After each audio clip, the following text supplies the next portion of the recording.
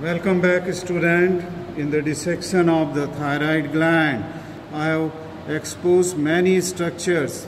First, I have removed here the thyroid muscle to show you the left lamina of the thyroid cartilage here. This is the upper border of the thyroid cartilage is here. This is the lower border of thyroid cartilage where the cricothyroid will come and get attachment. This was the cricoid cartilage which I have already exposed. Okay, now then on this side, okay, I will show you the presence of the membrane called as the thyroid membrane from upper margin of the thyroid cartilage going up to the greater cornua.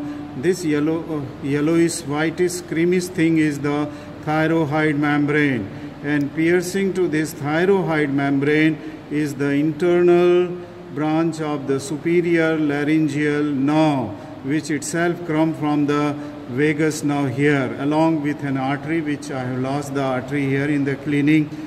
Now then, another important structure which you should note comes from the external carotid artery. This is the external carotid artery, and from here it runs downward, lying on to the middle constrictor muscle. Then it comes in front of the apex of the thyroid lobe. This is the left thyroid lobe, and then this artery is running on to the upper margin of the lobe, okay, and will come and anastomose with the superior thyroid artery. So this is the superior thyroid artery, a branch from the external carotid artery. Now then, I have exposed the many veins here. Can you see this vein? This is visible because it is containing the blood clot inside. The other veins are here which are not visible in my forceps because they are not containing the blood clot, so they are almost transparent. This will be the branches going as in the inferior thyroid vein, and this inferior thyroid vein will either open into the brachiocephalic vein or it may directly open into the internal jugular vein. Okay. Now I will show you this after just pushing the sternocleidomastoid on lateral side. I will show you this is the common carotid artery which is dividing here into the external carotid, and this is the internal carotid artery. When we reflect it here, then we get here a nerve, that is the vagus nerve is here in my forceps, and deep to it is the sympathetic chain which is lying on the prevertebral muscle. I have removed the carotid sheath, and this is the internal jugular vein. Okay, so these were the structures which are in relation. On this side, I am trying to dissect the recurrent laryngeal nerve and the this inferior thyroid artery, which is the branch from the subclavian artery. Now this is our isthmus, and the lobes of the thyroid gland are visible. Here I have cleaned on that side. The tracheal rings I have cleaned. This is the lower margin of the cricoid cartilage.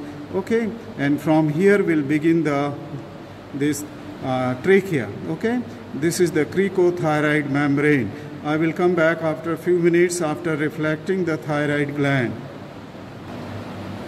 Welcome back, students. Now just I wanted to show you here the recurrent laryngeal nerve and the inferior thyroid artery. This is the recurrent laryngeal nerve which is lying in the groove between. This is the esophagus here. If you can see in the forceps, tip of the forceps is the esophagus. This is the esophageal tracheal groove, and this is trachea. Now you can see that this is recurrent laryngeal nerve which is going on posterior aspect of the lobe. Okay, along with it, this is very fine inferior thyroid artery. Both they are going very close towards the, when they will penetrate the inferior thyroid artery. Now this relationship of the artery as well as the nerve close to that of the thyroid gland is very important. It's quite important for surgeons because they have to tie the artery before they give, they remove the thyroid gland in the surgery of thyroidectomy. Okay, I will just come back within few minutes when I will remove this thyroid gland and will show the middle constrictor muscles, and will try to find the cricothyroid muscle and its nerve supply. Thank you. Welcome back, students. Now I have just given a cut into the mid portion, that is from the isthmus, and reflected the thyroid gland to the side. This is the left side lobe of the thyroid gland, and here we had seen the artery and the nerve, recurrent laryngeal nerve and inferior thyroid artery, which now we can trace upward also. I hope the camera is showing you. This is the inferior thyroid artery, and this is that recurrent laryngeal nerve here in front of it, and here they will just divide into many branches before going to the respective areas. Okay, artery will go into the thyroid gland and the nerve will go to the larynx, where will supply the various muscle. This was our superior thyroid artery, which was going into the apex of the thyroid gland. So this is the apex, and I have just reflected the whole thing which was applied onto the trachea and the esophagus, and in this way we have exposed this muscle, and this small muscle is the cricothyroid muscle going to the lower border of the thyroid cartilage. This was the lamina of the left thyroid cartilage, white structure, okay, and this was the thyroid muscle which I have detached from upper end. Now this is the lower margin of thyroid cartilage, where the two heads of the cricothyroids, that is vertical and horizontal, are attached as some books describe. And then here you can see this muscle, that is the middle constrictor muscle on which this gland was applied. And then what I missed was that I just could not find out the nerve supply, which is a very fine nerve coming to that of the thyroid cricothyroid muscle, okay, the external branch of the superior laryngeal nerve. This was the internal branch which is going into the thyroid membrane, okay. But here I am just could not, which is very fine, and this will come lying on to the middle constrictor and will supply to the cricothyroid muscle, okay. And this I will just take out half of the thyroid gland after cutting the superior thyroid artery from the apex here, okay. Then I will cut all the connective tissue of the, that is the pretracheal fascia I am cutting, okay, and will take out the gland, and will try to find out the parathyroid gland onto the posterior aspect, and that is possible with the hand lens, okay. I will just try to find out without the hand lens if I can get it, the parathyroid. There are superior and inferior parathyroid muscles are here. Okay, these are very tiny structures near the border, okay, near the border. I could get one. And this must be the inferior parathyroid. See this on the tip of the forceps I will show you. This is the inferior parathyroid gland, which is embedded in the capsule of the thyroid, true capsule of the thyroid, okay. So just I am trying to clean it so you can see this. This is the, I hope that you are seeing it, okay, in the camera, and this structure is the inferior parathyroid. Let me feel for the superior parathyroid somewhere just above it, but it is, I am not getting the superior.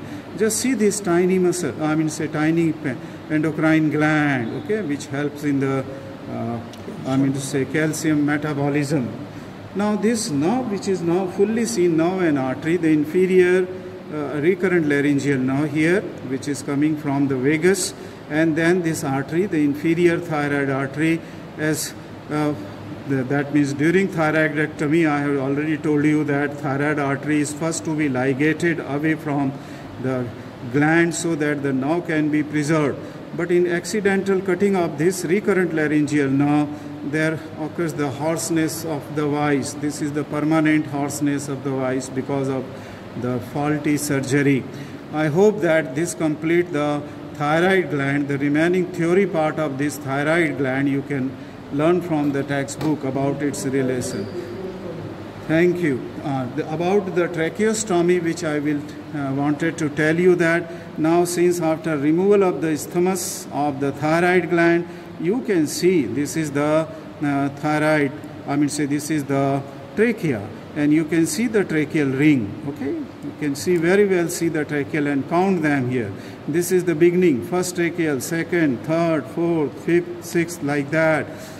During the emergency operation of tracheostomy, when the respiration fails here due to the obstruction in the oral cavity or oropharynx, okay, then a tracheostomy surgery is done. Either it is done here just above the cricoid cartilage, the membrane which I said between the lower margin of the thyroid cartilage and the cricoid cartilage.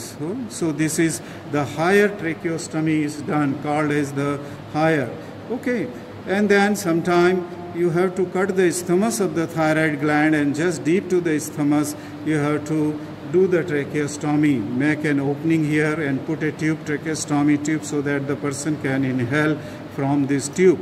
Now this care is taken that usually the tracheostomy below the isthmus is avoided, because there are a lot of veins we have seen. This where the inferior thyroid vein, one of this vein is in my forceps here. You see this, they drain here, the gland as the inferior thyroid vein. So a lot of bleeding will take place if these veins are cut.